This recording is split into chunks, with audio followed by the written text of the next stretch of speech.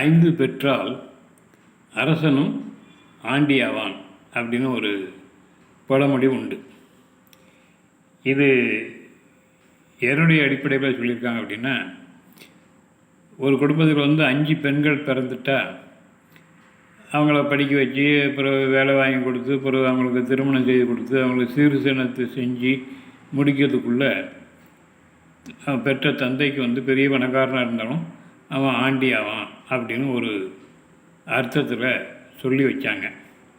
ஆனால் இந்த காலத்தில் இது பொருத்தமானு எனக்கு சரியாக தெரியல. ஏன்னா பெண்கள் இப்போ இந்த காலத்தில் நல்லா படிச்சிருந்தாங்க, அவங்களும் வேலைக்கு போயிருந்தாங்க, கை நிறைய சம்பளம் வாங்குகிறாங்க, தாய் தந்தையரை அவங்களே பார்த்துக்கிட்டுதாங்க. அதனால் இந்த பழமொழி பெண்களுக்கு இப்போ இந்த காலத்துக்கு அது ஒத்து வருமாங்க எனக்கு தெரியல. ஆனால் இதனுடைய உண்மையான பொருள் என்ன அப்படின்னு சொன்னால், அதாவது ஆடம்பரமாக வாழக்கூடிய ஒரு குடும்பத்தில் ஆடம்பரமாக வாழக்கூடிய தாய் இருந்தாலும் சரி, அதே மாதிரி பொறுப்பு இல்லாமல் ஊரை சுற்றிக்கிட்டு குடும்பத்தை கவனிக்காமல் இருந்த தந்தையாக இருந்தாலும் சரி, ஒழுக்கம் தவறி நடக்கக்கூடிய மனைவியாக இருந்தாலும் சரி, பிடிவாதம் பிடித்து மூடனாக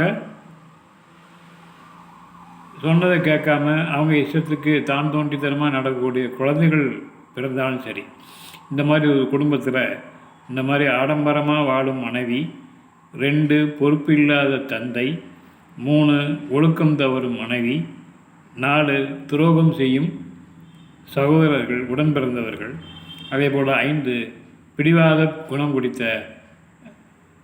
மூடர்கள், இந்த மாதிரி இந்த 5ஐயும் பெற்றிருந்தாங்கன்னா அவன் அரசனுக்கு இணையாக பெரிய செல்வந்தனாக இருந்தாலும் கூட அவன் கடைசியில் ஒரு நாள் ஆண்டியா ஆவான்.